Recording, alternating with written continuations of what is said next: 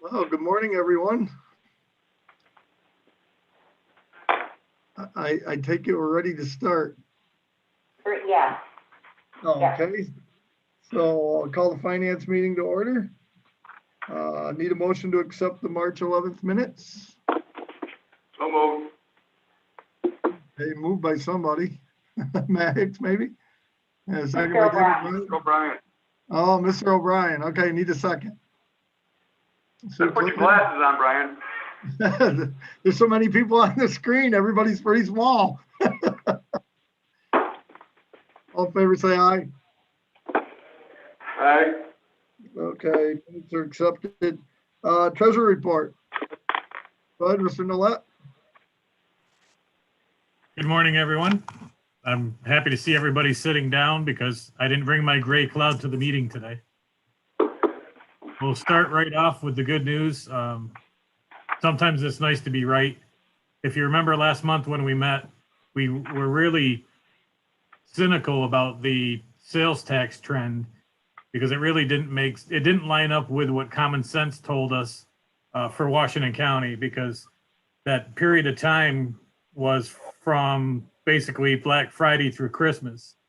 And with a lot of the stores being closed down, a county like ours should always do better when people are shopping online.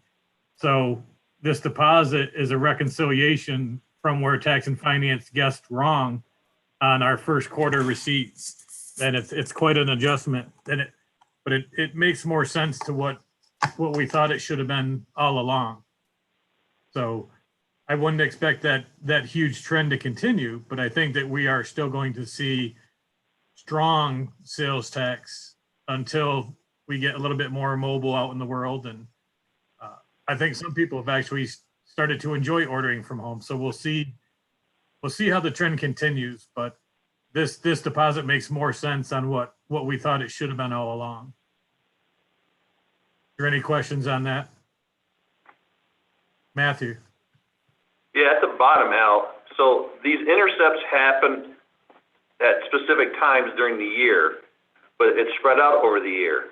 So we're ahead $700,000 in sales tax at the moment, but we think we might see some village aim pullbacks coming up next month. Yes. But we also, if this is a reconciliation from December, do we have the March 5th intercept of $127,000 for distressed hospitals? Is that already factored in here? Yes, sir. Oh, okay. So, Al, how about, since Matt's kind of in the middle of that right there, how does the money that the towns gave back when they got their 15%, is that figured back in yet? Or where is that sitting in limbo, or is that just in general fund? it went back to 2020. Okay. Okay. Yep. No, I just wanted to make sure. Yep. The only thing that I don't know yet is I haven't had a chance to review my understanding is the governor's budget passed. I haven't seen all of the fallout from that yet, because my understanding is he was trying to get the distressed hospitals to continue. I have not seen yet if that happened. Okay, the distressed hospitals continued, but the new change to AIM funding didn't. So we're back just like we were last year without any change to the towns and villages. We didn't take on the, Granville and Kingsbury and Whitehall and all that. We didn't take those. Nothing changed. Was it flat funded, or was it funded at the 95%?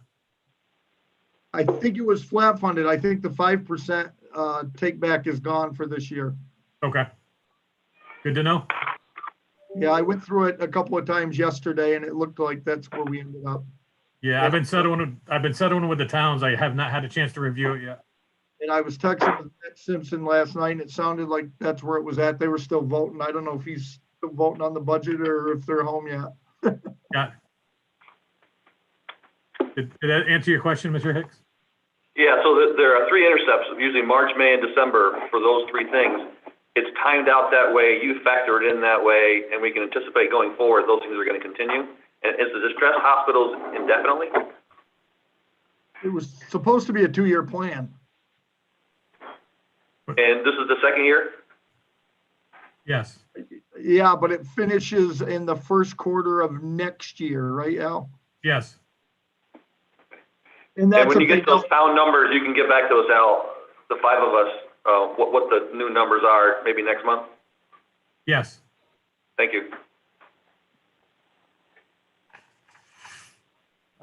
Cash balance sheet is next. Our cash continues to be down a little bit because, so does our tax collection still. At some point, I'm hoping to see a rebound there. We'll see what effect the American Relief money, as we work through that process with Mr. Hankey and his crew, we'll be able to restore some of that money. And it will probably be needed before the year is out. Everything's fine and trending okay now, but we haven't really recovered from the unpaid taxes at the end of last year yet. So stay tuned on that. The third page in your packet is a packet that I've been giving you since 2016. I take a look at the amount of taxes that were returned unpaid by the towns. And I was very happy to see, since I started tracking this in 2016, this is the lowest percentage returned unpaid since I've been tracking this. So 2016 was at 11.69. This year's returns were at 10.41, and they were up as high as 16.2 along the way. So this is the lowest unpaid return that I've had since I started tracking that number. So I was happy to see that. Al, do you think stimulus checks had anything to do with that? I wasn't sure that people would use it for that, but it's entirely possible. Or getting the stimulus checks may have helped them do other things and freed up money that they would have had to otherwise, if, a lot of the people in our county, even before COVID, were making decisions on, whether to get food or put fuel oil in their tank. That was happening even before COVID. So the stimulus money may have given them some opportunities to make some better choices. And I can only guess, Brian. Yeah, that's kind of where I was at. Okay. But I mean, it was $1.1 million less turned over to us. So that's a substantial number. Right. The next few pages in the packet are the comparisons of, well, the next 3 pages basically I took, because it's hard to give you a representation of where we are this early in the year because so many of the numbers are front loaded. So in order to give you an apples to apples comparison, I wanted to run March 31st of 21 to March 31st of 20 and kind of see for, year over year, where were we? And even though some of the revenues are lower than last year, so are the expenses.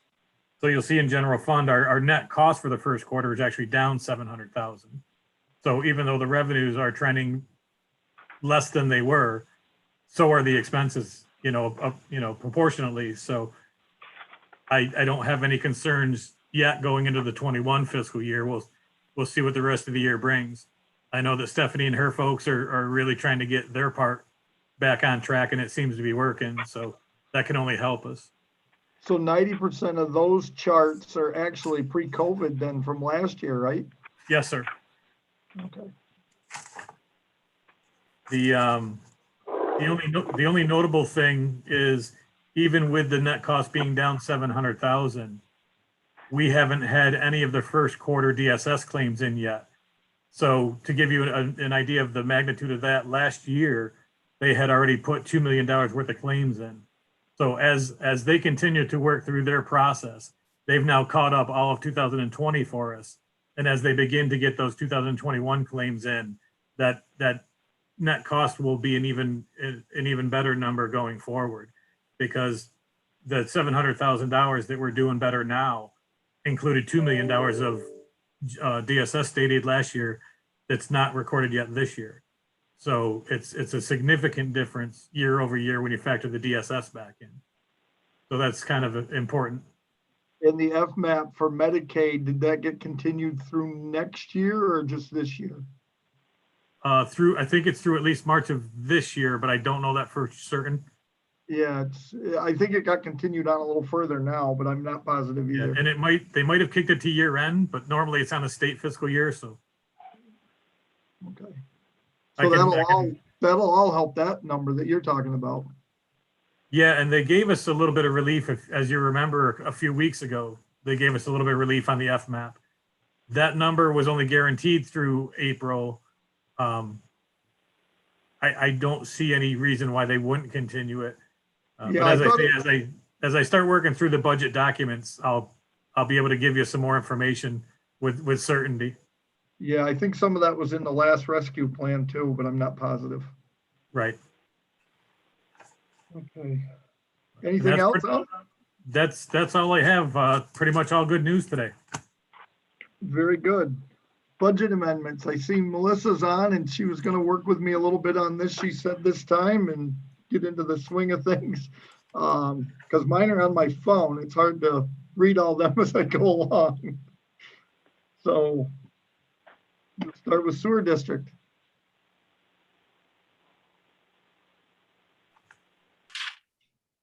Good morning. I will assist you with to best of my ability. I wasn't expecting to be playing this role today. That's not what you said. I mentioned it last month, but we didn't talk about it prior to now. I might not have thrown you in, except the writing is so small on my phone. I'm like, maybe I need some help here. Make sure these are clarified right. Okay, well,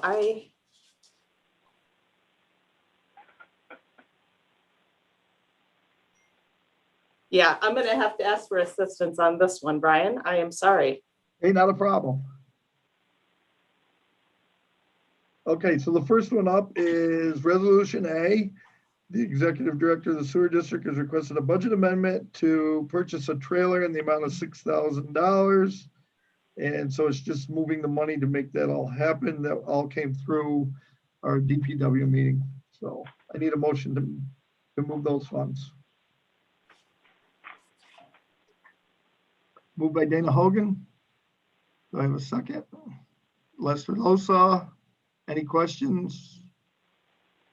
Dan Shaw. Yeah, Brian, do you know, or does anyone know how many tons this trailer is, or the dimensions or anything? I remember it. I remember him telling us. Was it Is it 14,000? single axle? Seemed like it was 14,000. Matt Hicks? Well, it was to fit the thing that they're gonna move. Whatever they were gonna move, was it a bucket truck or a skid steer or something? It was to fit that thing to move forward. Skid They're steer. gonna move a Tandem skid axle? steer. So, and the skid steer is about 8,000 pounds. So it's So a we're big tandem enough axle? for Yeah. I Was believe it a so. tandem axle? I believe so, because I think if I remember right, Dan, did you ask in the meeting if they could share one with somebody? And they said the one that Fort Edward had was a lot bigger than what they wanted or something. I remember that discussion. Yeah, I didn't ask that question, but I did hear that, yes. I was just curious, this was tandem axles, though. Just, I believe Thank you. it probably is. Dana Half? You're muted. Oh, it was him that asked the question. Okay. Any more discussion? All in favor, say aye. Aye. Anyone opposed? Carried. Brian, sometimes if you turn your phone sideways, it's easier to read the resolutions. Yeah, well, it's not. It's pretty small print on a phone. Okay, let me Hello, see. you're talking Brian, to can I the help blind you now? person. Brian, will it help? Let me try to do the next one if that helps. Yeah, go right along. Okay, resolution B, whereas the Washington County Sewer District 2 issued a request for qualifications for the selection of an engineering company with expertise in various types of collection system investigations, including but not limited to modeling. And you resolved that the county treasurer is hereby authorized to make the following budget amendments. And it would be 50,000 increase to miscellaneous other and a 50,000 increase to the appropriated fund balance. Okay, so is there a motion to move that? So moved. Moved by Dave O'Brien, second by Lester Losa and Cassie Fedler. Any discussion on that? All in favor, say aye. Aye. Opposed? Carried. Resolution C.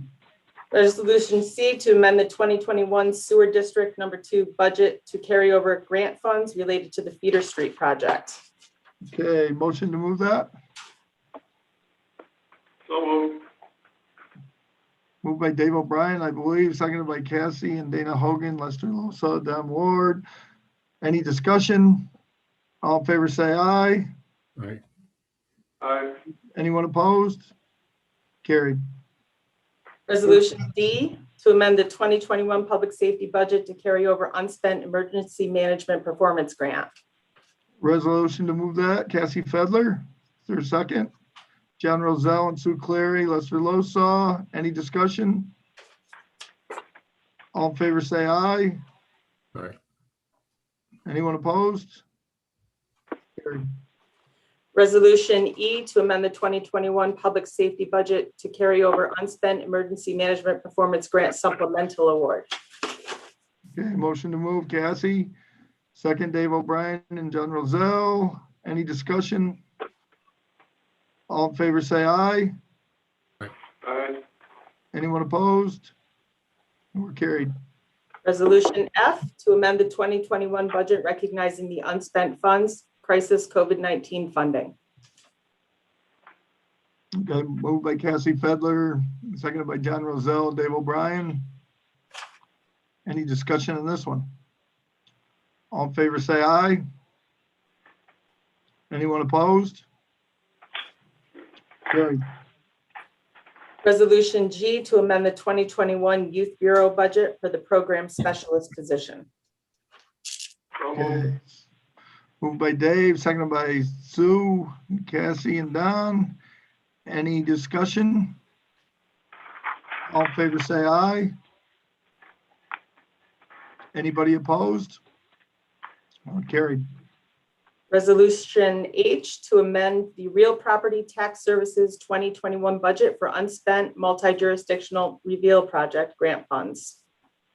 Okay, motion to move that. Dave O'Brien, second by John Rozell, Sue, Cassie, Lester. Any discussion? All in favor, say aye. Aye. Anyone opposed? Carried. Resolution I to amend the 2020 budget for additional COVID-19 expenses. Okay, is there a motion for that? Moved by Sue, seconded by Cassie and John. Any discussion? Al Nolat?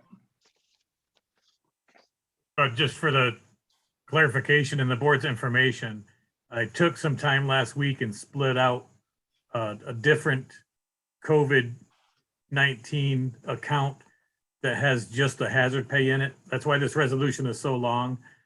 So I wanted to be able to look back, whether it's to recoup money or even for the board's knowledge.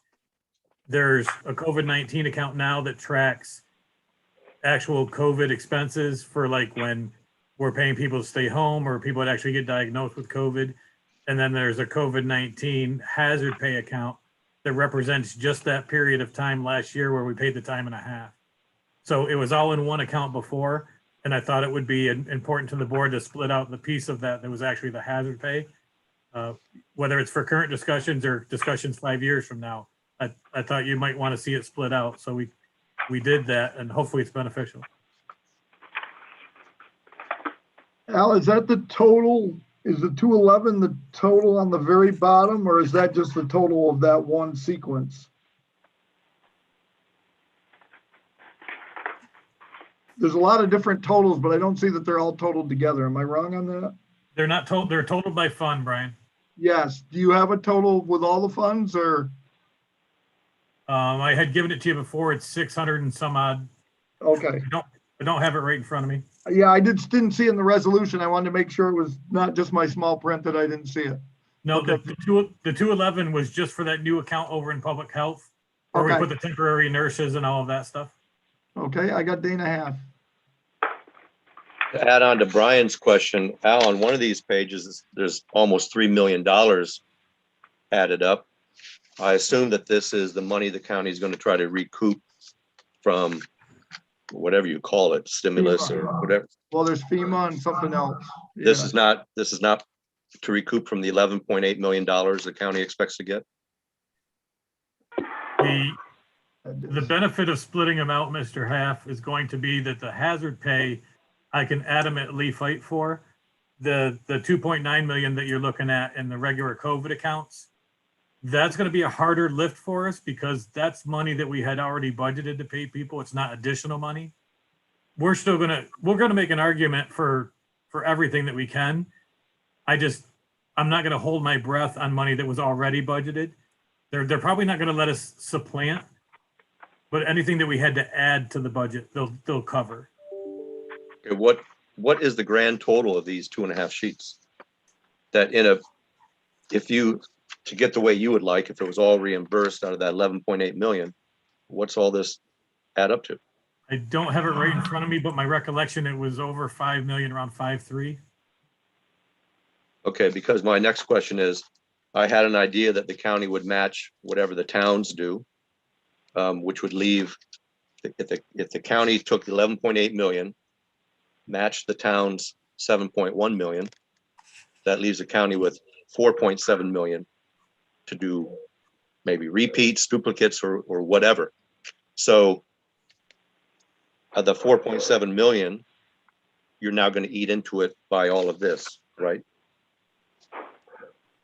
Well, as I said, I'm not warm and fuzzy that I'm going to be able to claim the 2.9 million because all that is regular pay that was already budgeted. The 600,000 I can go to bat for all day long. And the 211,000, the 600,000 and the 211,000, we can claim those without hesitation. The 2.9 million that you're looking at is going to be a harder lift. Thank you. Yeah, I think Dana's on the right track though, too. I think there's a lot of things in play here. There's a lot of different pots of money too. FEMA's gonna pay some money. Other things are gonna pay certain things, and this is just the one that we know they're not gonna pay that we put out there, so. But you got the right idea, Dana. We're gonna look at every angle we can to make sure this money gets, used to the best of our ability. Well, of the hazard pay, Al says we already budgeted that, but you paid time and a half. So you budgeted for the time, but you didn't budget for the half. The So- 600, right, the 600,000 is the halftime that we're going to go after. Okay, all right, thank you. John Rozell? Well, I was on the same line as Dana on the 2 million. That was already budgeted for normal procedures. That's what I was saying, yep. Okay, and why is it listed under the COVID if it was already budgeted for a regular way of life in the county? So we tracked separately, Mr. Rozell, anytime we had to pay people to stay home. And if you remember, like the first 5 or 6 months of COVID shutdown, most of our workforce was paid to stay home. That money's tracked in these accounts. Okay, I understand now. So we could make a differentiation between people who are actually in the building and people who were at home. So it's the reason you got that listed, it's a far-fetched and hope we can get it through the COVID relief. Well, there is no budget in place for it, so we need to put a budget in place for it. I don't have warm and fuzzy feelings that they're going to pay for something we already budgeted. Because this is normal salaries that was already part of the budget. Okay. The additional halftime that Mr. Happ was talking about, we can go to bat for that all day long. Okay, Sue Clary? Al, on this is mostly payroll. Will like point fours break out, like things for IT, cleaning supplies, all the different things that needed to be done to secure the safety of the building? Does that become a different ballgame? So some of that is part of the 211,000 at the end of this resolution. Okay, Mr. Hankey's group and I will be working with the department heads on making sure that we get a nice report of anything, like buildings and grounds probably tripled their usage of paper towels in the building. So we'll be going across all departments, looking for any impacts of COVID at all, regardless of what expense account they're in, so that we can really get a handle on what was the true impact of COVID on the building. And again, this resolution in front of you is only for last year. This is, we're already a quarter of the year into 2021. another question, is this, if this is reimbursed, would that go back into the budget as unrestricted funds so that the county could use it towards things that are, yep, gotcha. Thank you. Dana Half, I saw your hand up again. Al, there's a whole lot of budget line items here. I haven't had time yet to go through my budget, but most of these are a subcategory 189. What does 189 mean? It was just a personal services account that we created to track the COVID pay separately. So if I look in the budget, I won't find a 189 anywhere? No, you'll find a 121. Okay. So the monies in the 189 are monies that were budgeted in the 121. With the exception of the hazard pay lines, which is the additional halftime. So 121 is regular earnings. Yes, right? sir. Yep. And so 189 is just a number you made up? Yes. Okay. It's for internal tracking only. Okay. Is there any more questions on that? John Rozell. Are we, being in 21, Al, do you feel we got a better handle on the COVID expense now and itemize it a lot closer? Yeah, I think that there's probably still some stuff. I think the buildings and grounds costs, and I think the cost of the pods, I'm not comfortable that they're tracked separately, but they are being tracked. Unfortunately, they're being tracked manually. So that's why I want to work with the department heads and get those reports in and take a look at them. Dan Shaw. Yeah, this has to do with COVID pay, but not this resolution. I was told that the state January 1st didn't renew the COVID hazard pay, and that state employees have to use their sick time now if they're required to stay home. Is that valid, and how are we treating it the same way, or are we doing something different? Right, and maybe it was bad information I got, but that's what I was told, because we had a problem at our highway barn. We had to shut the highway barn down for 4 days because of people had to self-quarantine, and I was trying to get it sorted out. And this is what I came up with for information. I was just curious if anybody else had to deal with that and how we're treating it at the county. Go ahead, Melissa.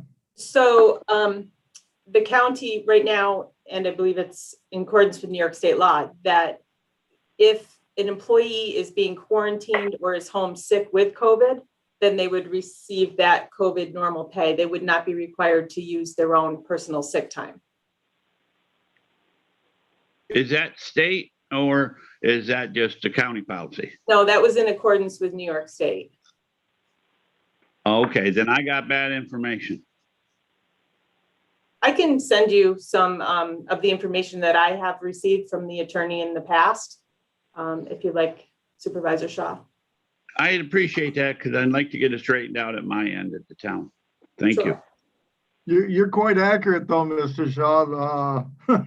Half the information is not available and the other half's bad. So I don't know where the good information is.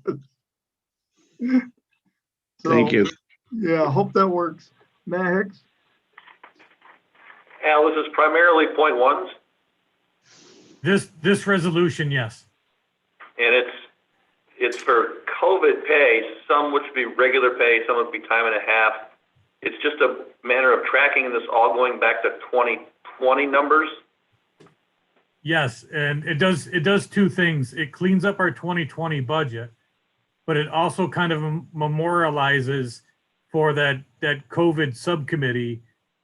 This can be a living document that when they start justifying that money's out of that $11.8 million, this will help memorialize some of the impacts on the county. So when that goes from guidelines to rules, so we really know what's going on, you can break this information apart to see what would be eligible and not eligible, right? Because some of Yes, it sir. will and some of it won't. Yes, sir. That's my best guess. And we're pretty sure the extra 50% is gonna be available. Dana, But- half, did you have your hand up? Oh, go ahead, Matt. Well, and if we had to pay someone to stay home, so we lost that work and lost that efficiency, we don't know if that would be eligible or not, or whether we're willing to risk that being eligible or not by applying for it, right? Until the guidance comes out, I would be very cautious. Okay, thank you. Dana, Al, you said that in our budget, regular earnings is normally a 121 Yes, sir. thing, but in this 2.5 pages, there's also a 599. Is that a new number for straight time overtime or time and a half overtime? Because that's Nope. 122 and 123. That's, I appropriated fund balance. That 599 is appropriated fund balance, Mr. Half. Okay, did you do anything for 122 and 123, which is straight overtime and time and a half overtime? No, sir. Why not? Those costs are in those accounts and they're already budgeted for. This resolution is for COVID accounts that were not budgeted for. Okay, so is that 599 a new number? Like the 189 is a new number? No, 599 is appropriated fund balance. You'll see that in your budget in like general fund. I think it was like $2 million this year. Okay, Or All right, it's only thank you. only $1 million this year, I think. this year.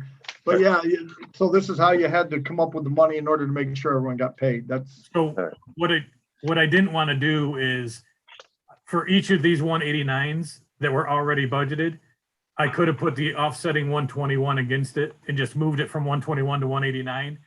But again, if there's a chance that we're going to be able to recoup some of this impact on the county, hitting fund balance shows the impact on the county better than transferring between lines. That's why I wrote it with fund balance as the offset. okay, because you are trying to get a little tiny bit of the overtime, Yes, sir. almost $3,000. All right, thank you. Well, I'm applying for all of the hazard pay overtime. All right, thank you. Sue? Now, this doesn't show that, like the rollover vacation for that, and could that be included? We're again, when the guidance comes out, we'll know more, but I would absolutely make an argument for that. Yeah, And that was Yes. already done in a resolution, so we've got that memorialized, right? could we use a template, something like this for our towns? Similar? I think it's going to be easier for you to measure in the towns, the things that you didn't budget for. Thank you. Some of you were lucky enough maybe to have very little impact. Right. Okay, is there any other questions on that? So I believe we had a motion and a second to move it. Am I right? Correct. All in favor, say aye. Aye. Is there anyone opposed? Carried. Now where were we? Yay. Mr. Hanky, Go ahead, Bob. Brian, you missed me on H. Can you step back to H for just a second? I had a question about the state aid and your increased revenue. Is that shared services? And if it is it stuff we received or stuff we're anticipating? At 297, 531. that's the balance on the award, Mr. Hanky. Yeah. Okay. So that's not an anticipated shared service then?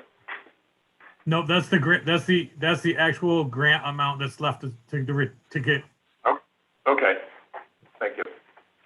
I like the way you think though, Bob. That's good. Okay, I That's think worrisome. we're on to J, Melissa. Resolution J, to award various Department of Public Works bids to the lowest bidder in accordance with the Washington County purchasing policy. Okay, is there a motion for that? Moved by Dave O'Brien, second, Jay Skelly, and Lester Losa. Any discussion on those? 3.5. Don't we normally see the names of the bidders and things like that? This has very little information. I thought that was in the DPW stuff. Am I correct? In what we sent out? Yes. It was in what we sent out. We did it this way last year because we didn't have meetings like normal. So we are continuing that this year, the way we did it last year. So it was sent out to DPW, Dana. Just this is the final of everybody when we got done. All right, I'll have to go back and find that attachment. All right, thank you. I'll send it to you, Dana. Thank you. Okay, any other discussion? All in favor, say aye. Anyone opposed? Carried. Resolution K, resolution authorizing the implementation and funding in the first instance 100% of the federal aid and state Marchicelli program aid eligible costs of a transportation federal aid project and appropriating funds therefore Church Street Bridge. Okay, motion to move K. Jay Skelly, second. Cassie Fedler, Sue Clary. Any discussion? Dana Half. Ryan, it seems every month we get lots of resolutions about Church Street Bridge. When does that end? I think Matt's trying to put it off until he's retired, but No, I mean, how many resolutions do you have for Marchicelli money? I mean, is every little I-beam a new resolution? I don't quite understand because we get this month after month after month. I'll let Deb explain this. There's so Yeah. many hands in this piece of the pie. It's amazing. Go ahead, So Deb. this is my fault. Usually you have design and then you have construction inspection and construction. And I split up design and construction inspection to be different consultants because where I came from, you didn't do the same thing. You didn't perform oversight of your own design. So when we split it up, the construction inspector will find a problem, possibly, I doubt it, but if they find a problem, they have to reach out to the designer, and the designer needs to be paid to fix the problem. The consultant inspection cost was a little bit less, and that is where the consultant or the construction support kicks in, and that's what this is for. It's for construction support. Because you can't make changes to a PE stamp without the PE's approval. Not according to Washington County Code Enforcement, but that's a different matter. Thank you. Well, don't put me over there then. Okay, great timing there, Dana. All in favor, say aye. Aye. Anyone opposed? Carried. Resolution L, to amend the capital project number 127, Church Street Bridge, number 2 for Marchicelli supplemental aid. Okay, I need a motion. Dave O'Brien, second. Jay Skelly, Cassie Fedler. Any discussion? All in favor, say aye. Aye. Opposed? Carried. Resolution M, to place title of Public Works Manager on the title by grade schedule and remove the title of Highway General Supervisor 3 and Deputy Superintendent of Public Works, Department of Public Works. Okay, motion. Jay Skelly, seconded by Cassie Fedler and Sue Clary. Any discussion? All in favor, say aye. Anybody Aye. opposed? Ryan, I'm abstaining on this one. Okay, thanks, Dana. Motion's carried. Next. Resolution N, to place the title of Secretary to the Superintendent on the title by grade schedule. add to the staffing pattern and amend the budget. This is also the Department of Public Works. Okay, motion to move this. Moved by Jay, seconded by Cassie and Sue. Any discussion? Jay Scully? I just hope that everybody see, the amendment to the values there. It is now the lower value. The ones that came through originally was for the full year. So Al sent one out, or Sandy sent one out at 46,000 for the rest of this year's impact. Yeah, $46,462. So we need is that a motion to amend that, Jay? So Jay wants to amend it. Is there a second? Cassie, so, okay, all in favor of the amendment, say aye. Okay, anyone opposed to the amendment? Okay, the amendment's carried. Now back to the main resolution. Any discussion on that? All in favor, say aye. Anyone opposed? Matt Hicks is opposed. Motion's carried. Next. Resolution O. Well, maybe it's, I think we're before O, isn't it? The bids? Seems like O is the one after the bids. Am I right or wrong on that? That's the one thing I could see on my screen. You're right. So we need a motion to reject the car bids. Here's why. So the mini bids came in and we find that mini bids seem to only be bid by a certain few and you have to be established in the system. And we have local opportunities and what seems like better opportunities because a lot of these cars aren't even built yet. The ones that would win the bid are ones that aren't even being manufactured yet. So we're going to try to go out if I get the board's approval and just write our own bid and do it because some things make more sense with mini bids. Some things make more sense to bid them yourself. This one seems like it makes more sense to just bid it ourselves and we can include different makes, models, everything. And so that's where Sue and Bob from purchasing decided we should take this. And so I kind of concur with them after a few different discussions. So I need a motion to reject this bid and to go back out and write our own bid. So I need a motion for that. Moved by Dana Hogan, seconded by Cassie Fedler and Sue Clary. Is there any discussion on that? Dave O'Brien and Matt Hicks I got here. Go ahead, Dave. So the first question is that was this just the mini bid for just the Bolt? Yes. So why aren't we bidding across different manufacturers, see what else is out there? Well, we are going to this time, Dave. The first time we didn't, the only reason we didn't, we had the bids back from the Thruway Authority and it was like, it wasn't even close. It was like $6,000 to $8,000 less than any of the other manufacturers. And that's going to happen again. And I can explain why it's going to happen again. The reason being the cars, they're selling them when an individual buys a car, you get a tax incentive on certain vehicles. Chevy, because the number of bolts and volts they sold, don't have a tax incentive anymore unless they change the number. So they're taking it off their car ahead of the incentive so they can keep moving product. So that's what the big discrepancy is. That's why you're seeing that big broad range. We're going to bid them so everyone can bid in the different makes and models. But yeah, so we actually looked at actual state bids and there was at least $6,000 to $8,000 difference between the car models just because of the tax incentives to everyone else.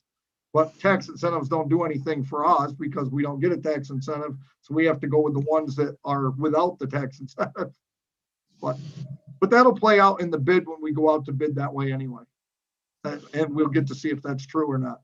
But that's the way they showed up with the Thruway Authority. So, Matt Hicks? Well, yeah, I went back and reread the minutes from the DPW meeting, and it just seemed like it was sort of, we had agreed to go out and do an exploratory look. So, yeah, I'm glad we're rejecting these bids because I was hoping we wouldn't be asked to approve any bids today because we didn't really delve too deeply into this. I certainly would like to see the specs next time before we approve them to go out to see what we're looking at here. And this seems like this is accelerating extremely fast. I'd like to do this pretty methodically to make sure we know what we're doing, that's all. Okay, so I can explain that. In fact, they just raised the rebates from 5,000 to 7,500, so there's no question the state's pushing hard. The problem is they put a cap on the amount of money. So as soon as the money's gone, it's gone and you don't get any of it. So the idea was to have them purchase to get the rebate, which would have worked fine, other than the fact it looks like you're getting skinned alive on the bids, and I don't like that. I'm looking out for the county. So to put them all out this way, and the bids are gonna be so that we'll write it off the Thruway's bid. Basically, the Thruway bid it for all of them, but the discrepancy was just the difference in what the tax incentives are. So that was readily seen when you looked at them. But in the meantime, our bid person is gone, and so we have new people involved, and we're trying to get a handle on it too. So that's where we're at, and this time we'll bid it we're going to go pretty much off how the Thruway bid for the same type thing. And I'm just trying to stay away from white cars because I don't like white cars and snowbanks, but that's besides the point. Well, I don't want to do it fast because something might expire. Let's do it right and make sure we all are on the same page, on the same train, moving along at the same speed. That's all. No, I would just hate to lose $5,000 or $7,500 off the lowest bid and end up paying $5,000 more. That was my concern, and that's where we were going to be if you wait and order the car. So that's well, you think so? You think so? But well, that's what happened last year. That's where I was. Okay, let's do it. Okay. Yeah. So we're gonna. This will be revisited in DPW, where we're going to be able to kind of read the bid and get deeper into this to make sure we're all on the same page moving forward, right? Right, we'll bring everything forward on the bids in DPW, and you'll get a chance to reject them or whatever you like. But by then we should have an answer, either DPW or DSS, because they are DSS cars. These will not be bought by carpool, so we'll take it to the appropriate place. Al, know that. Brian, unless I misunderstood, I think what Mr. Hitchcock's asking is he'd like to see the bid before it goes out, not when it comes back. Absolutely. He would like to, but that would be unprecedented. We never do the bid specs in committee. We'd never get anything bought. And so because we didn't do it before, we can't do it now, and we're just shut out of it. This is a radical change. This is a huge change, Brian, from where we've been going in the past. Do we want to do this slow and right and proper? Wouldn't that be more of a radical change to have every bid spec come to committee? That would be crazy. This isn't every bid spec. No, but that's what you're asking for. I'm asking for this bid spec. You're setting a precedent to have bid specs come to committee, and that isn't really what we do. Then why do I attend committee meetings and have to decide on what I'm involved in? Why don't I just rubber stamp everything going forward? And that's the way we used to do it. That's what we'll do going forward from now on, so I don't really have to care and bother about it anymore. Wow. I thought you didn't like getting in the weeds. I don't like getting in the weeds, but I gotta believe there's certain people that do bid specs that'd be good at it that I don't know we want to bring that to committee every time. But Cassie Fedler. I think that there was a time in Public Works previously where they wanted to see the bid specs that were written up in advance of it being let. Not necessarily that they had input or comment, but they wanted to see it before it was sent out so they could ask questions ahead of time. I think that's a little bit different than, it's not like, I don't think Matt wants to tell you what to put on it. He just wants to be able to look at it and have any questions asked before you let it go. And it has been done before because I remember Deborah Ty had to do that when I was in DPW. General Zell. She's right. One item we did it on was when we put the bids out for new trucks.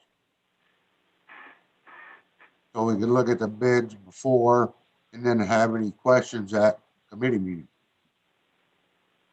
So you would rather the specs come back to a committee, then we bid and jeopardize money? I guess I'm looking at it from a money standpoint. That's just me. Brian, they're only asking to see what you're looking for. I don't believe that anybody's really gonna have tons of questions. They just want to No. have the right to be able to see it, and it has been done, so it's not a new precedent. That part I'm not arguing with. I'm just saying the part is with the money gets dried up. I don't think we're at the top of this totem pole. We're kind of at the bottom. And I just don't want to lose the money for the county. I was willing to put the bid specs out, which we did. And like I said, I didn't like the price and I wanted you guys to turn them down, and you did, or gonna, I believe.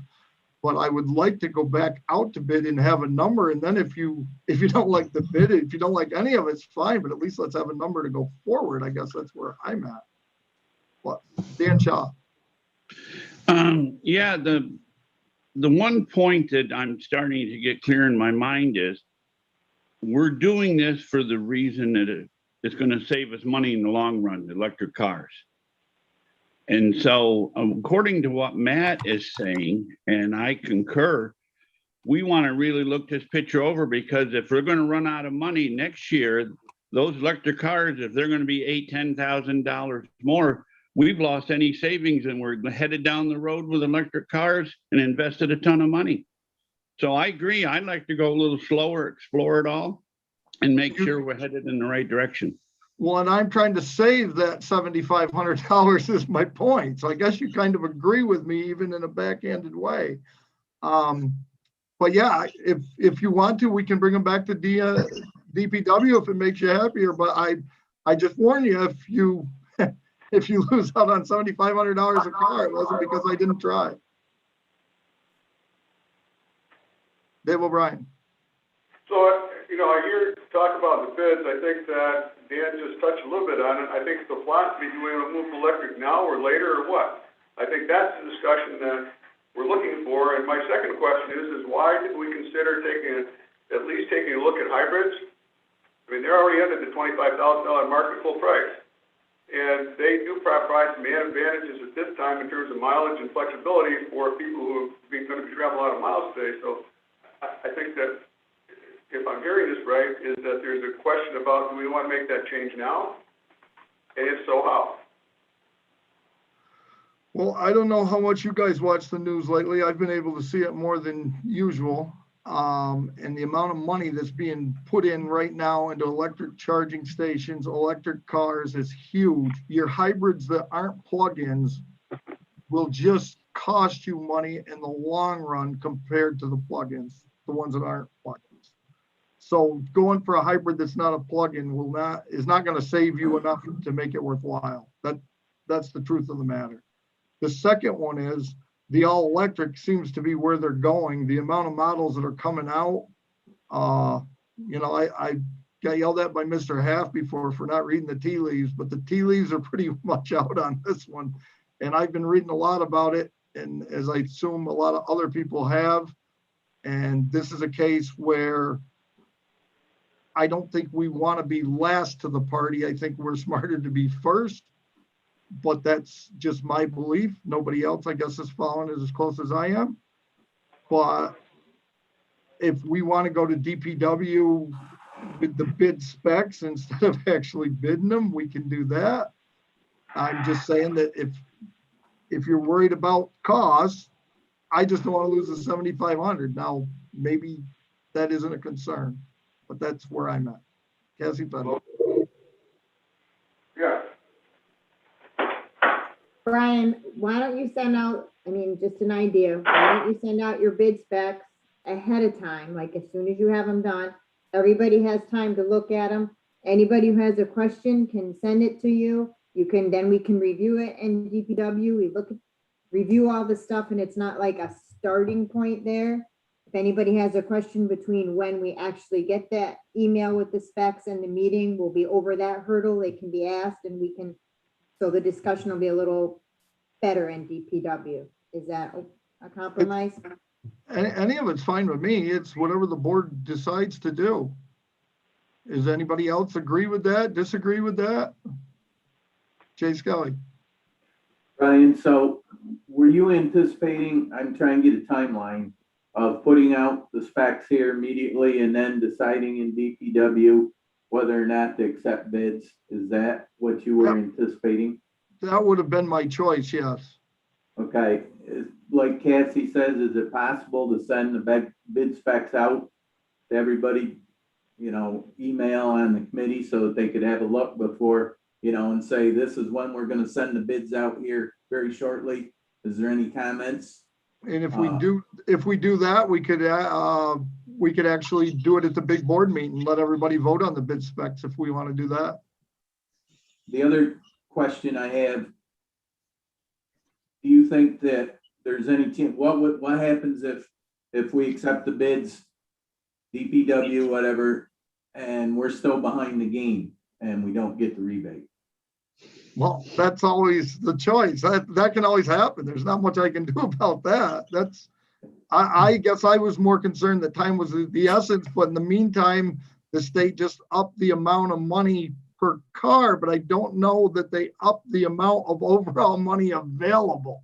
I guess that's. I just was trying to get a handle on the risk of not getting the rebate. Yeah, well, the risk is 1/4 of whatever the rebate is per car.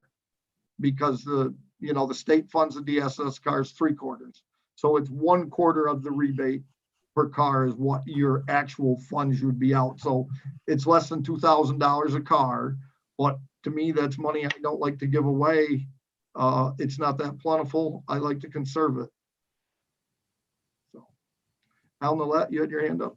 Yeah, Brian, if it helps you at all, I did some research on the Drive Clean New York. I assume that's the program you're talking about? It's the NYSERDA ZEV. Yep. Okay, because the rebate's 2,000, the 7,500 is a federal tax credit. Well, now NYSERDA is New York and it's a ZEV credit. So it's a little different than what you're talking. Because this is all, I just wanted to make sure. New York State. Because this Drive Clean program is different. That's why I wanted to get a clarification. Yes. Yeah. Matt Hicks? Is this committee and DPW committee and the board committed that we're moving ahead with electric cars in 2021? Again, I go back to the minutes and my memory from the DPW meeting was he was getting this information as one component that we would use in eventually making a decision. Right. Or is this ship sailed? We're down the road. This is going to happen. Everybody's on board. We're all good to go. We were trying to do it simultaneous with the car charging so we knew what it was going to cost us. That's what the whole idea was. In fact, I'll go there now rather than doing it in other business or wherever it's located here. So I guess it's up next anyway.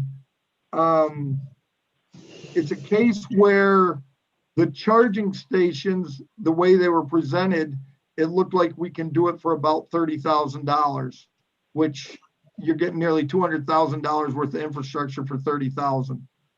The problem with the way we had it set up was to go through the seller. And when we got everyone together, Brownells, National Grid, and National Grid's going to send out a planner now. They said, why go through the building? Because it could preempt any development later. And so they would rather just stay outside and do it. So National Grid's looking at that. We do not have an actual number yet for what that is. So that part's going to have to be looked at after we get the numbers. So that will probably have to come back to DPW also, or buildings and grounds. That'll probably come to government ops. So until that, I don't really want to buy cars until I know that. But if you don't put them out to bid, that's another problem. The other thing would be the section, it's in two separate parts. So the 8 in the back were the ones I'm talking with National Grid. The ones out front, the first 4, those were, I think $8,000 was out of the 30 was that cost. That one's pretty cut and dry. That one's not going to change because nothing has to be moved. Just have it drill a hole in the wall to put the conduit through. So that one's pretty cut and dry. So that one can be moved at any time if we want to do that. But if the things don't line up, it's hard to do. You can't have an electric car without a charging station. There's no point in having a charging station if you don't have an electric car. It's like the chicken and the egg. So the price right now is about 3 times on fuel towards electric. If fuel keeps going higher, soon that's going to be 4 times. And who knows where that ends? I don't know. But the quicker you do it, the quicker you save money and the less money you just send through general fund to all these different departments to offset the cost of the carpool.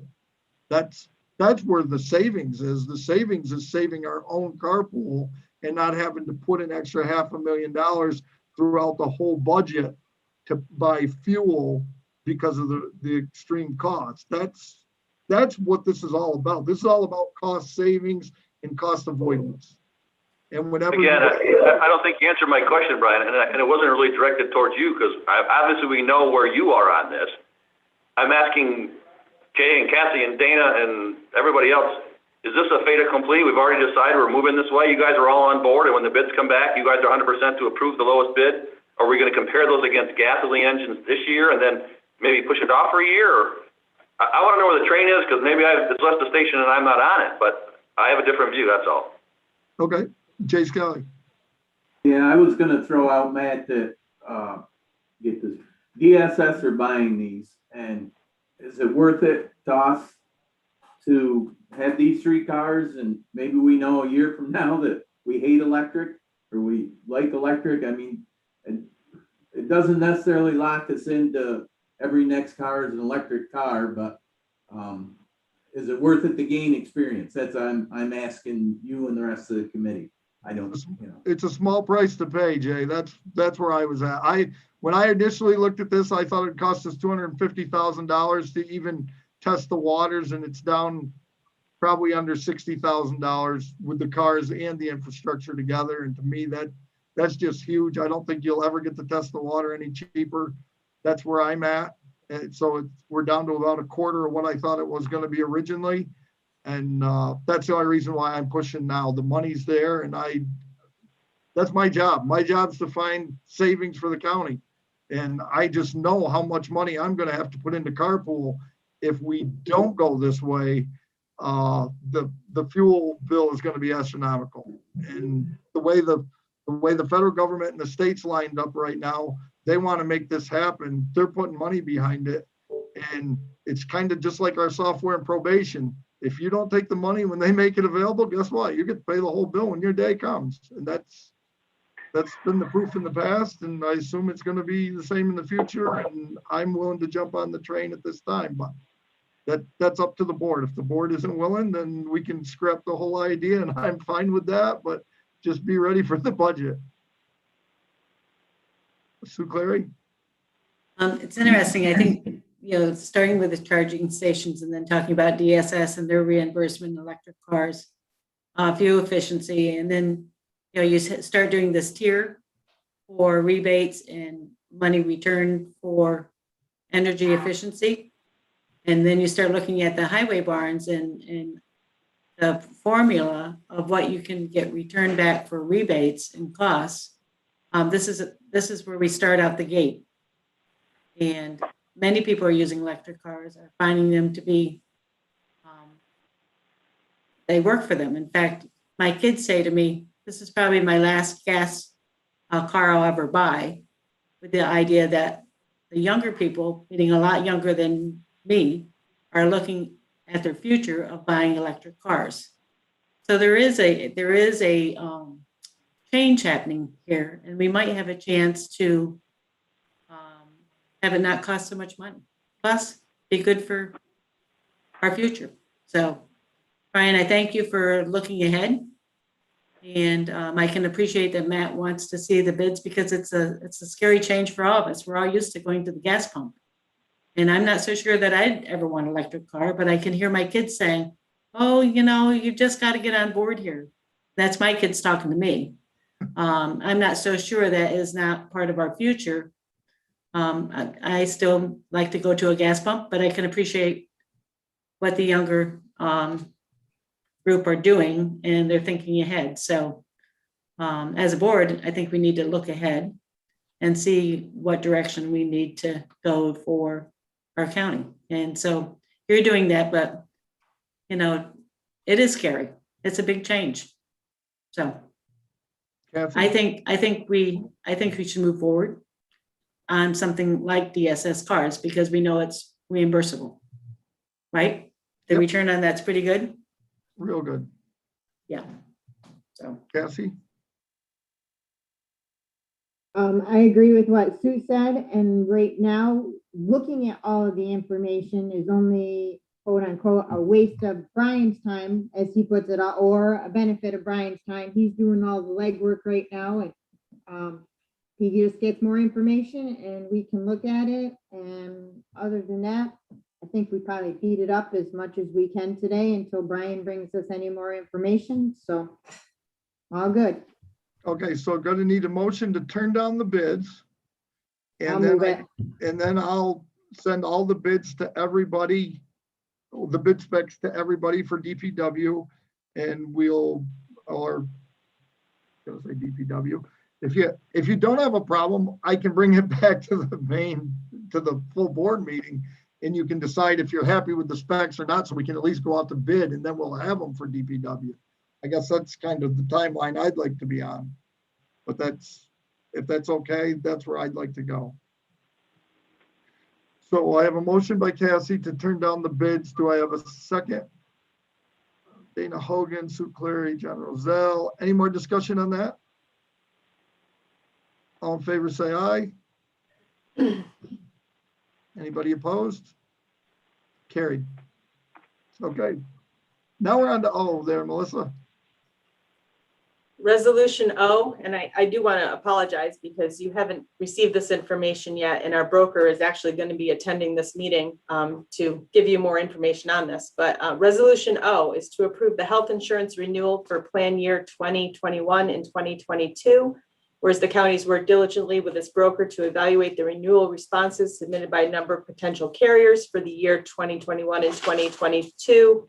And it's the recommendation of the broker and the Finance Committee that the county transition to Blue Shield of Northeastern New York for the health insurance and prescription coverage, and Empire Blue Cross for dental, vision, and life coverage for the plan year commencing June 1st, 2021, and allowing the chairman of the board to sign all documents necessary to commence coverage in a form to be reviewed and approved by the county attorney. Okay, I need a motion for this, and once we get that far, we'll go into deep discussion. Do I have a motion? Motion by Cassie, second by Dana Hogan. Okay, on discussion, I'm gonna take it first where it went with us. Empire came back at nearly a 30% increase. We went to Matt Schuett and said, Matt, this is not going to work for us. There's no way we're doing 30% increase to our employees. He said, I'll go back to Blue Shield and see what they'll do, because without competition, we couldn't get Empire down. Even with competition, we couldn't get Empire down where we needed to be. So to make a long story short, it was an easy switch to go back to Blue Shield at this point. It wasn't what anybody was looking for when we first went out a year ago. We try to stay 2-3 years, and so you're on a nice even keel and we can get good reimbursement rates and all that. But this is a case where that didn't all work. So at this point, we pulled the plug and switched. And so if anybody's got any questions on how we handled it or whatever, it's really about a 5.7% increase to the employees. But the way the budget is, we're going to try to keep it at 3%. That was the whole idea. And that's where we're set to go. So if anybody got any questions on that? Dan Shaw. Yeah, I see you're splitting it up, and Empire Blue Cross will keep the dental. Empire will end up with the dental and the vision, but the vision is only available if you belong to the medical with Blue Shield. But we're with Empire Blue Cross now for dental, correct? Yes. And we switched that. We originally with Blue Cross with dental before we switched to this. MetLife. MetLife, that's somebody correct. different. Yes. It's okay. Thank you. Day and a half. Brian, that increase in the employee is actually a little bit less because I understand that the wellness card will be coming back. I think that was $250 worth of benefits if you wanted to buy vitamins online or whatever. So that added benefit actually defrays the increase a little bit. Okay, thanks for that. Okay, is anybody, any other questions? Do you want to vote on it, or would you like to hear from Mr. Schuett first? All in favor, say aye. Aye. Anybody opposed?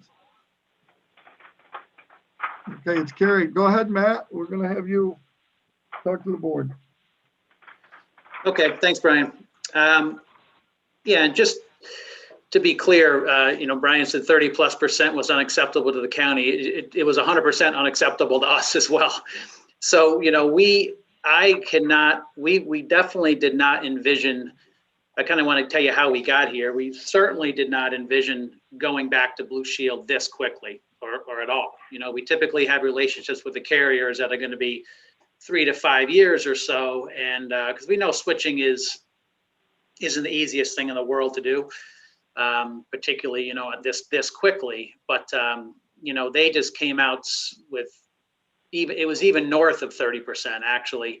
And then we were back and forth with them, and they just could not get to a number that was going to be palatable is the bottom line. It was double-digit distance between where they ended up and where Blue Shield, you know, finally settled. So, you know, with all of that said, though, you know, if you're going to make a change, this is really probably the best case scenario because you're going back to a very familiar carrier.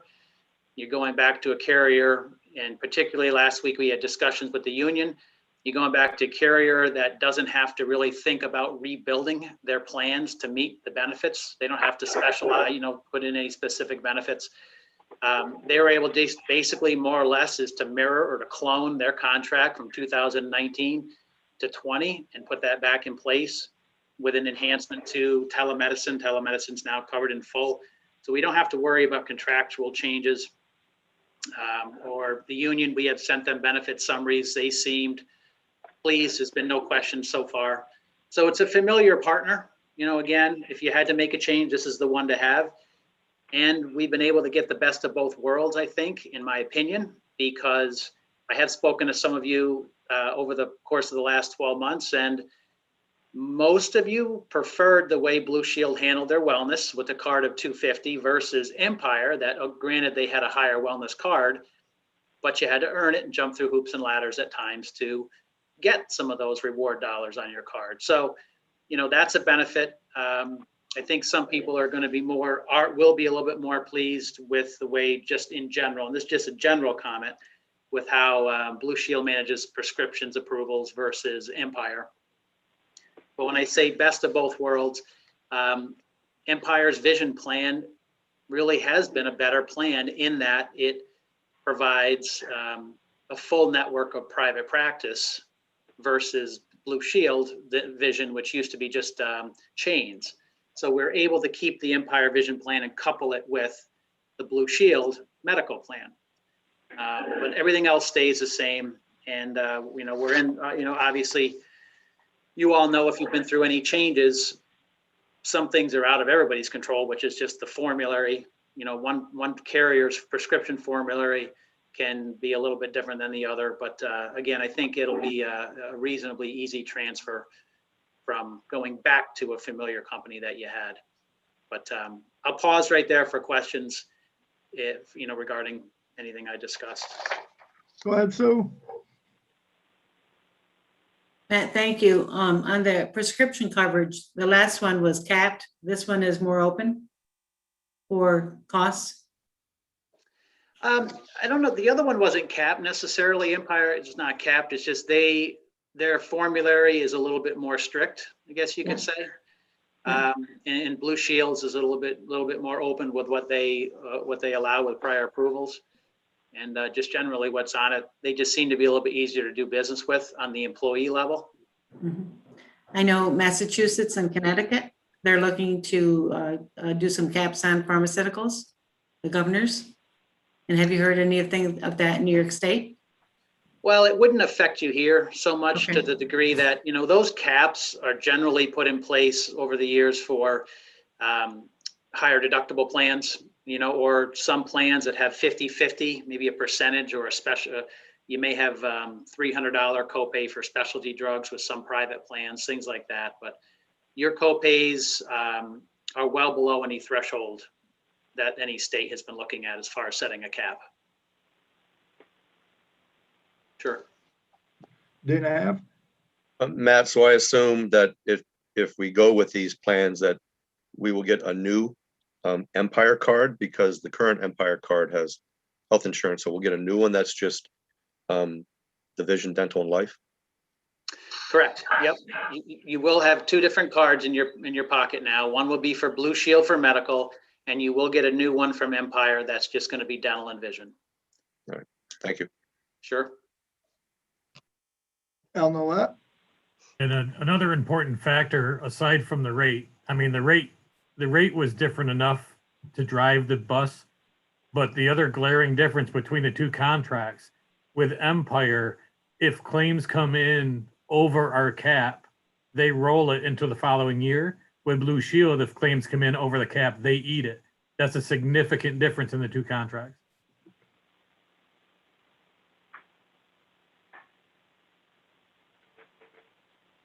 Okay. Any other questions? How's this line us up for next year, Matt? Well, let me know if we're going to have another pandemic. Or if this one's over. Yeah, right. No, to Al's point, you know, we are protected better with this contract moving forward. So if they did now part of, you know, not to get too far in the weeds, but Empire undershot pretty significantly last year. If by some chance, you know, Blue Shield did that again, you at least have the protection that you're not rolling that deficit into the 2022 contract. But yeah, we have to, some of this, Brian, it's just going to be interesting to track because there was some ebb and flow in 2020 with COVID claims or claims not hitting due to COVID and then them recovering later in the year. So, you know, obviously this is all the front and center. We just have to let it mature a little bit. And the good news is it looks like claims are trending down for the first quarter. Yeah. Yeah. Headed in the right direction. So that's good news. And for the board's information, the big thing is most everybody's getting to 25% this year. So this is the last time there's actually any real give back from here on in and until we can modify anything through union contracts or whatever. The increase is totally going to be the counties. And so that's of concern, but that's just the way it is. And that's the way we set it up. And so going forward, after this contract, it'll be interesting. It'll be all on us. So everybody good with insurance? Well, thank you, Matt. We appreciate your help in getting through this because 30% was not going to work. Agreed. Yeah. Oh, looks like Melissa has a question. Sorry. Not really a question. I just wanted to add, I wanted to thank Matt with Jager and Flynn and the team over there, as well as the budget officer and the treasurer and the personnel office. As you've probably noticed, we're about a month later than we normally are with the whole renewal. Partly, you know, that was partly due because of the increase to Empire. We didn't realize we had to shop and look to another plan, but we've been right to the last minute, and the open enrollment has been scheduled for April 19th through May 3rd. Mailings are going out this week to employees and anybody that actually participates in our health insurance, as well as all the other employees. So that information will be coming out and we'll be moving quickly. So thank you for your help. No, certainly. Absolutely. Very good. Thanks, Matt. All right. Thanks, gang. Have a good day. Yes. Okay. What do you got next, Melissa? Is there any more left?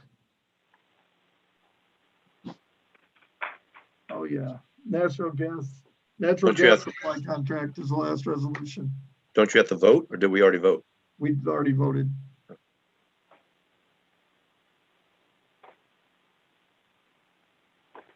So we move on to the natural gas renewal.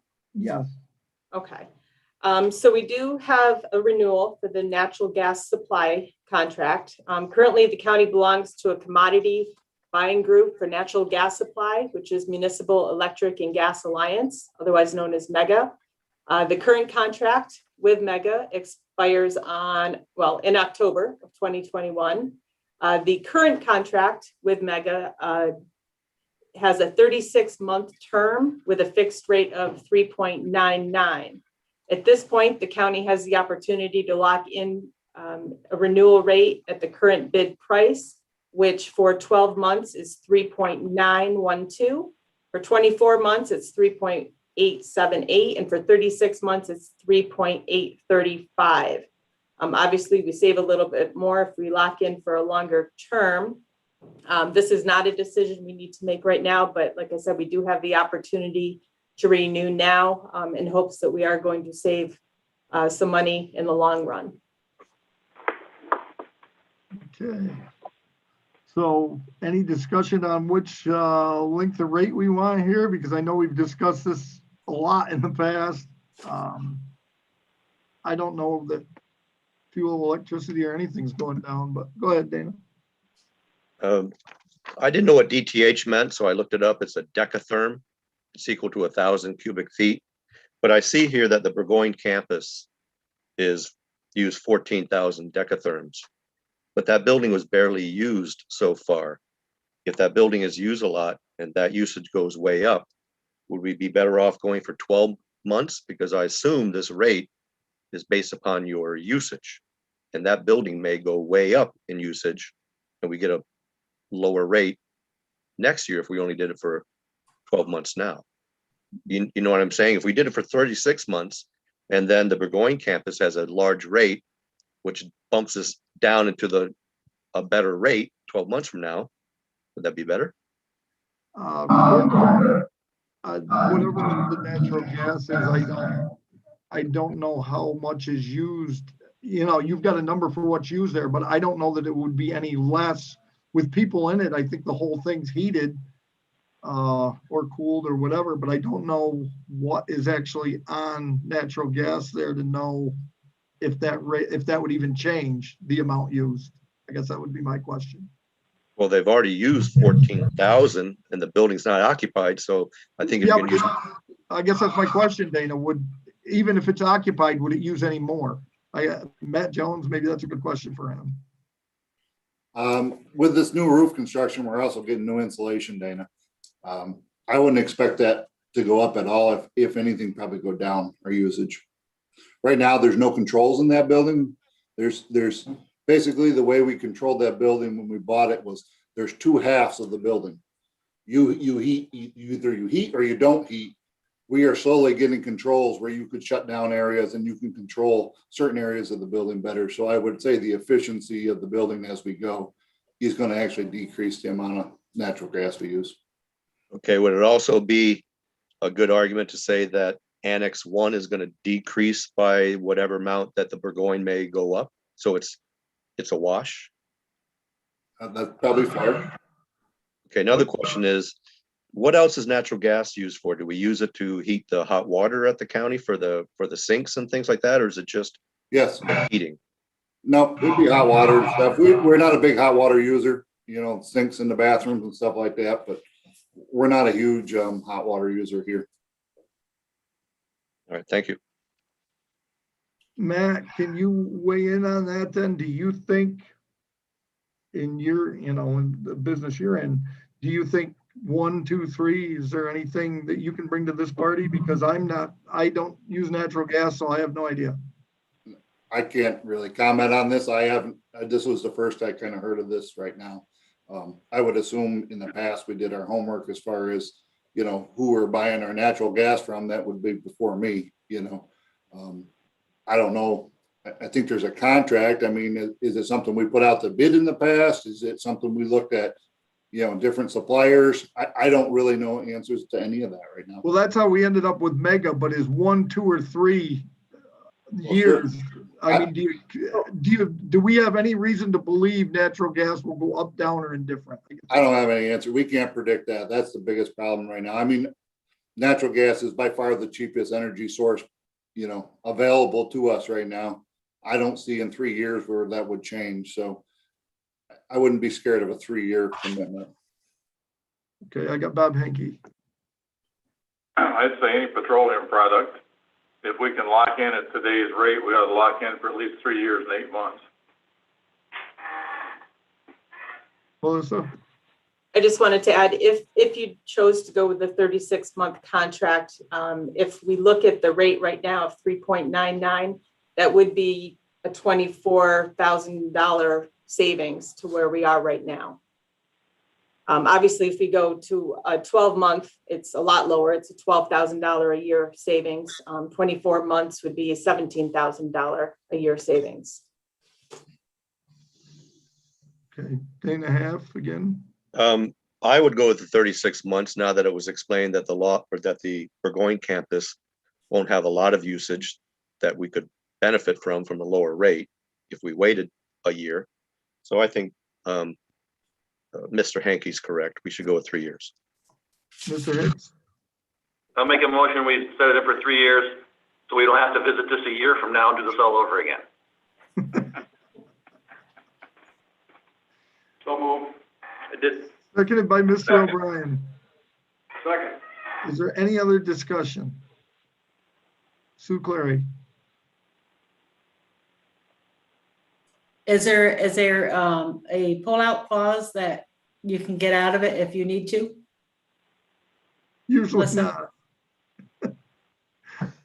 No, there wasn't for the town. I was just wondering if there was for the county. Yeah, not that I've seen. Okay, thank you. Dan Shaw? Yeah, Brian, did anybody contact National Grid just to see what you could buy it directly from them for? Or have we got any comparisons, or we're only comparing it to Mega from the last 3 years?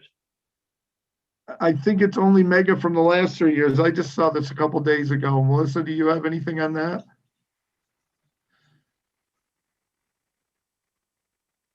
Not as far as comparing it to National Grid. I do know in the past, we did have municipal energy program.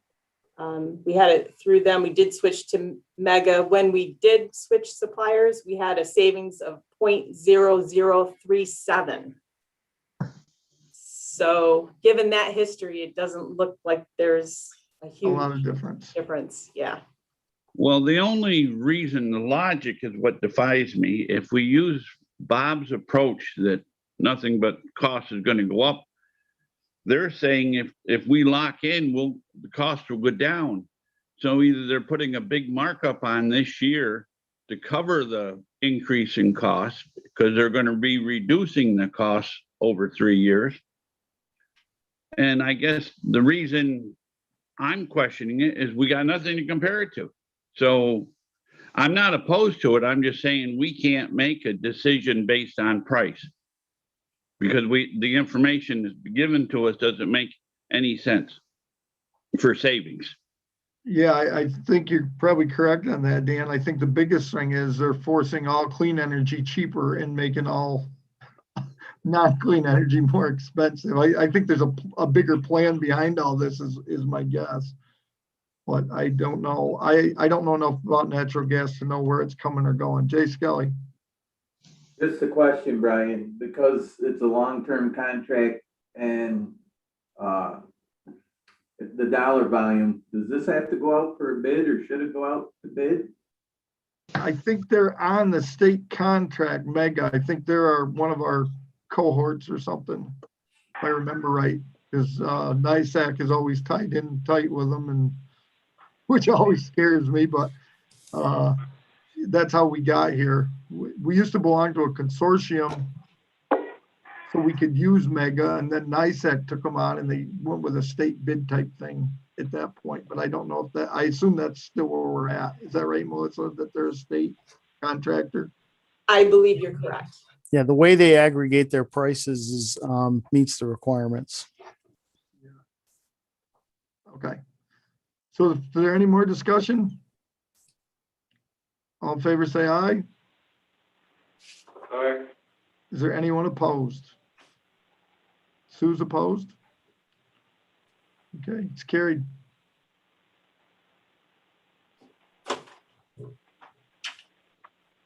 Okay. What else have we got here? I have one other item that I'd like to bring up today. We actually at the last government ops meeting, I was asked to send a letter to the town of Fort Anne and the town of Easton, inviting them to participate in the engineering study as far as sharing the county barns with the towns. I did hear back from the town of Easton this week. And they have declined the offer to participate in the engineering study. The town of Fort Anne has a meeting scheduled, I believe it's next week. So I will know for sure what their plans are, but I just wanted to share at this time that the town of Easton has declined.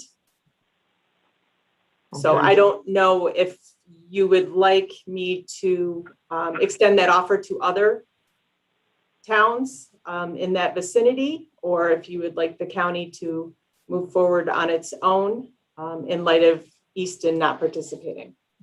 Okay, so my recollection was that Don Ward at one time had said that Greenwich might be interested.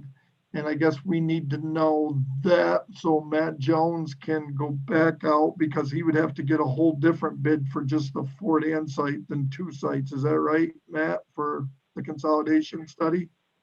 That's correct. I put a call into ME and we would have to, as of right now, we would separate the Fort Anne and the county, and I believe it's gonna be right, in half. So I will hear back from them maybe today as far as that goes, but basically half the scope of work is gone right now. Okay. And then it's up to you guys if you would want to entertain, the town of Greenwich, or if you decide if you would rather move forward with that, Middle Falls barn on, basically on the county on its own. Okay, and Don, did you have anything to add to that, or was there any interest in Greenwich or not? And that would clear this up a little bit. Yeah, I had a thought. Our current DPW, it's located on County Route 77, and we do have quite a bit of land there. And I didn't know if there could be our current facility, if we refurbish part of that and then add it to it. I don't know if that would make the cost cheaper or better, but I'd be interested in hearing what we could do. And Deb Donahue, I see you're on, I know that you had thought, we'd looked at both places before. Can you add anything to that, whether that's of interest to the county on that end or not, or? No, not until we have this study done, really, because we would like to partner with someone, but Easton had a spot to partner. Greenwich has a spot to partner, but I didn't know if Greenwich's barn was in need of partnering with us, so. So we would need the study to even decide whether that would work for the county. Is that what you're saying? Well, we have the study about yes, yep. Okay. So Matt, where does that leave us, and how? I know in the previous study that Wendell did, it was kind of left up that we would need Greenwich more than Greenwich would need us. They have a good facility down there. I don't believe Greenwich was ever looking for a new barn. I think, I'm not going to speak for Don, but I think it's more, is it feasible for the county to enter in an agreement to where we put an addition on their building? Right. To house us. And is that what we want? We don't know. So that would change the scope of work. That would require a new, ME Engineering to do another feasibility study to see if it's even possible to add on to their building. It's a different route. It's a different philosophy completely than what we were looking at before. So those would be two separate feasibility studies, is that correct? Yeah, and I mean, at the same time, I guess, Don's offering it up, but if Greenwich doesn't need anything, they're probably not gonna partner in on the price of a feasibility study for us to do this. So I guess the feasibility study would be on us to decide if we wanted to put an addition on their barn and how that would work. And then, is it cost effective to do that? I don't know those answers. So I guess I'd leave it up to, the board, do you want to explore that route? Or is this the point where we, move forward? I mean, with the town of Easton, they needed something. The town of Fort Ann needs something, so we have something common. I don't know as if the town of Greenwich needs anything. That's what came out of the first study. Okay. So therefore, the Fort Ann and the county together, that one will go forward separate. Yes. And then are you gonna ask to get a price on what it would cost for them to look at the Easton one, and then we decide according to that whether we want to go forward or not? This is where you guys have to decide if we want to go forward with, pursuing the Greenwich Avenue, or if we want to pursue going forward, on our own. If you say, let's Brian, check it out, then. Somebody said something. hey, Brian, Who we got? They were right.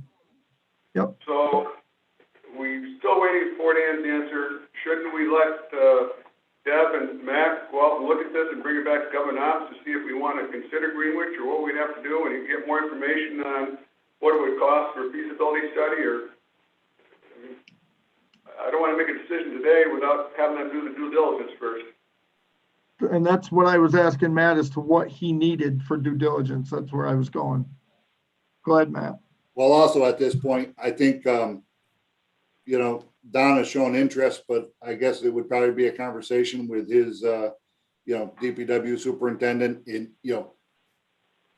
to find out if he is interested, if it's an offer up or if they need something, I think a little more discussions needed even with Don to see if that's a route that Greenwich wants to do. In the past, I think, from what I remember, the town supervisor was willing, the DPW superintendent was not, but I'm not positive on that, but we shied away from that path the first time.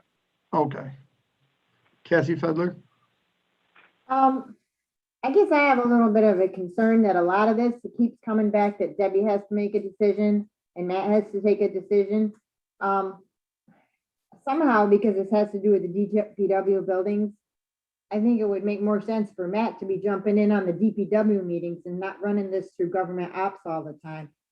But that's just an opinion. It seems like you guys are stretching this back and forth over the two committees, and we kind of need to make a decision and just put it in one, because it really has a lot to do with DPW, and we're continually talking about it in Government Ops. I know that's where Matt Jones reports in, but it just seems like, again, today, we're bringing it back to Government Ops.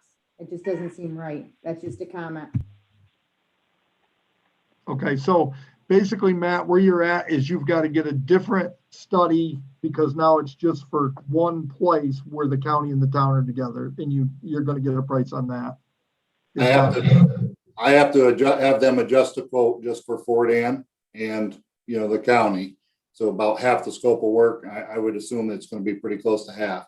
And then what we have to do is decide first on our part is, Greenwich a viable option of which way we want to go. And if not, then we're still going to need to get the scope of work and just for the county, whether it's a ball site, or if we decide to go the Greenwich way, we'll get the scope of work and we'll get a price on doing, the feasibility with Greenwich.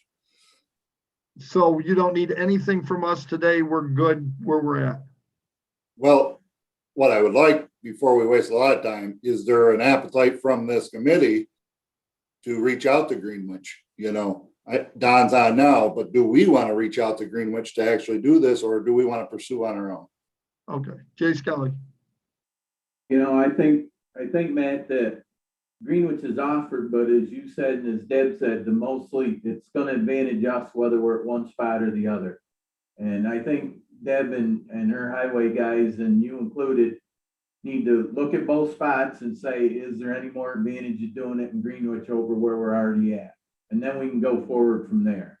There's no sense in running down and, you know, or us arguing over whether Greenwich is better when Deb may figure out that the trucks are running longer or this or that, or the construction is gonna be more complicated. You guys can draw that decision and come back to whichever committee we come back to. I agree with Cassie. I don't care what committee it's in, but probably it ought to get into one committee. Very good. Melissa? I just wanted to clarify, I know I spoke to Matt yesterday afternoon. The cost to the town of Fort Anne is not going to change from what it was when I sent the letter out last week, correct? I'm gonna double check that, but I don't believe it will. I just want to make sure that, you know, in their quote and proposal to us that it wasn't lopsided, you know, hey, that site's gonna take more or this. I don't believe so. 99.9% sure that the price is gonna stay the same. I'm waiting for a phone call today to probably reassure that. And if it does, it would be very minimal. So, like I said, 99.9. I just don't have the phone call back from ME Engineering to say yes. And they're gonna have to send me a new proposal, just like the ones you guys read that we got the numbers off. They're gonna have to readjust that and send a new proposal to the county with the price of half of it. Thank you. So we don't need any action today. You guys are gonna decide whether we look at anything else. Is that where we're at? And it'll come back to the appropriate committee. Yeah, what's the appropriate committee? Because I think we had that same question before, and then we all decided to go to government ops because it was a building project. And then, I don't care. I mean, it doesn't matter to me, but. So Brian, building and grounds is the one that has oversight of all those buildings. So and that's Matt Jones. Matt Jones falls under government ops. Yeah, I think. Split them up to 6 or 7 different committees. And it's fine with me if it comes to one committee, but I think when we're talking about DPW Barnes, if it's gonna go to GovOps, let's have Deb on the GovOps meeting so that we all hear the same thing to once and it doesn't have to get, you know, recycled, whatever. Deb, you look like you wanted to say something. Oh, I just wanted to vote for DPW so I didn't have to go to 2 meetings, that's all. Experience is good for you. Okay, so we're good until you get numbers back then, and that'll be taken care of in your next meeting, right, Matt? Yep. Okay. Very good. Is there anything else that we need to discuss? The only thing I had under other was if Bob Hankey wanted to give any update on the rescue plan committee. Oh, not much at this point, Brian. I think we had a pretty productive meeting, talked about some of the directions that we could go and things, but until we get guidance back from the Treasury, I don't think we're ready to take things to the department heads and things like that yet. We did, I think, come up with some general philosophy that we wanted to maybe pay expenses first and then worry about other things, and we talked about, you know, whether this would be better to supplant our fund balance as opposed to trying to go out and do new things with it. It's, you know, there's a bunch of philosophical discussion going on, but like I say, until we get the actual guidance, there's not a whole lot we can do.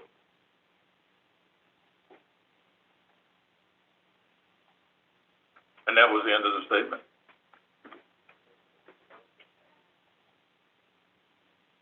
I think Brian froze. We lost Brian entirely. Sorry about that. Okay. So I guess, Who's second? Quickly call for an adjournment. Dan Shaw. Dan Shaw asked a question. Yeah, the question I have, and I did want to bring it up under the resolutions, but resolution M and N for the changes in DPW. You know, it says budget impact statement for N is this, you're gonna, the treasurer's got to increase or amend the budget for this amount of money, 68,000. But in M, it says no budget impact, but that's not correct. There's a budget impact of $5,683. And that should be amended too, so that it reflects it when we start our budget process in October.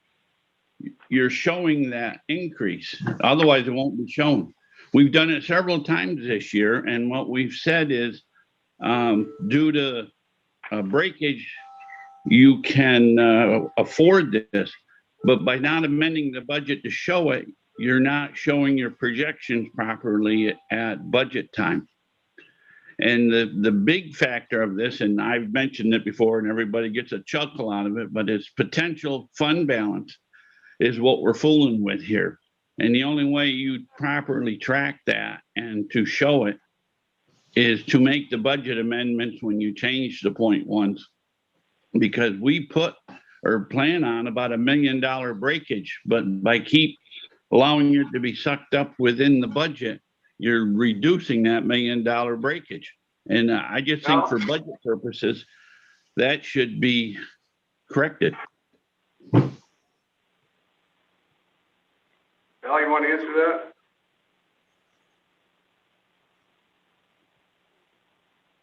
Repeat the question. I had to take a call. What was the question? Al, the question is on the resolution to have you amend the budget to recognize the $68,000 increase for the secretary and DPW. We should at the same time have a resolution under the budget impact statement for the resolution M, which was for $5,683, the increase in salary for the manager in Public Works. So that at budget time, that's recognized as what the amended budget is, because we're amending the budget technically by increasing this, but we're not passing the resolution to have you do it.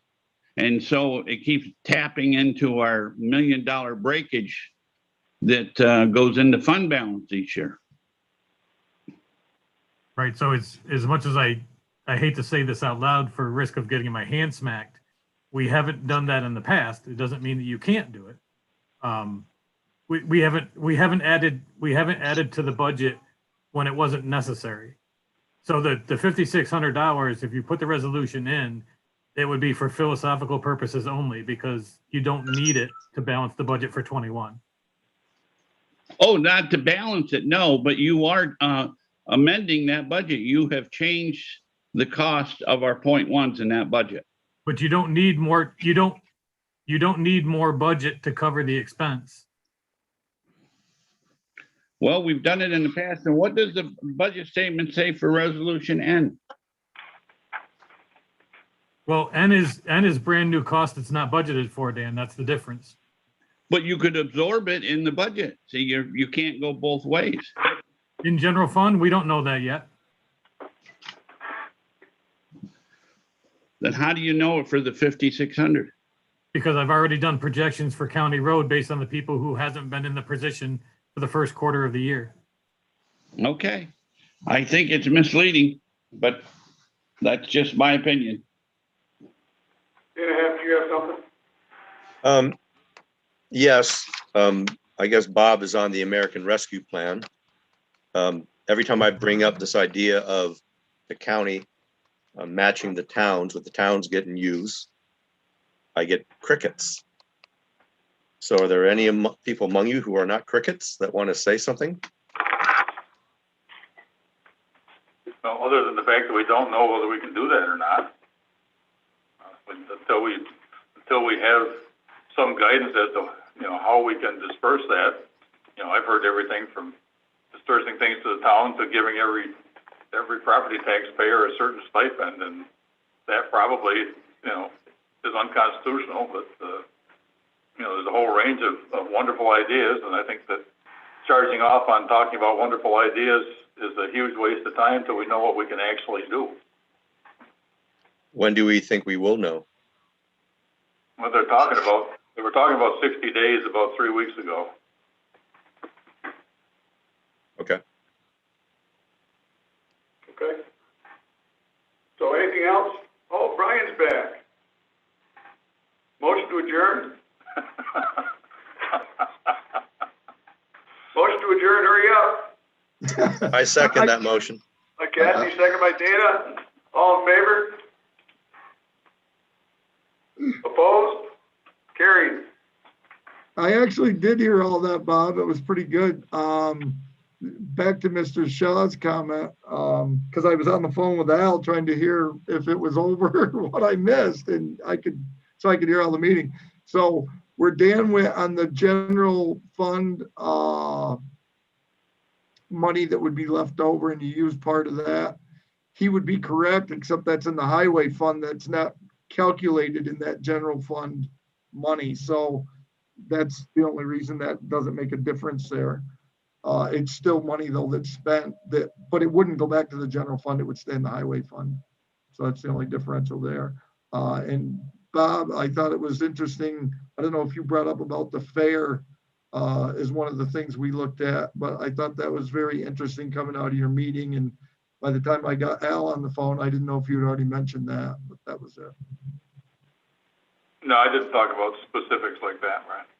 Okay. Very good. Thanks, everyone. I'll see you at ACC meeting this afternoon.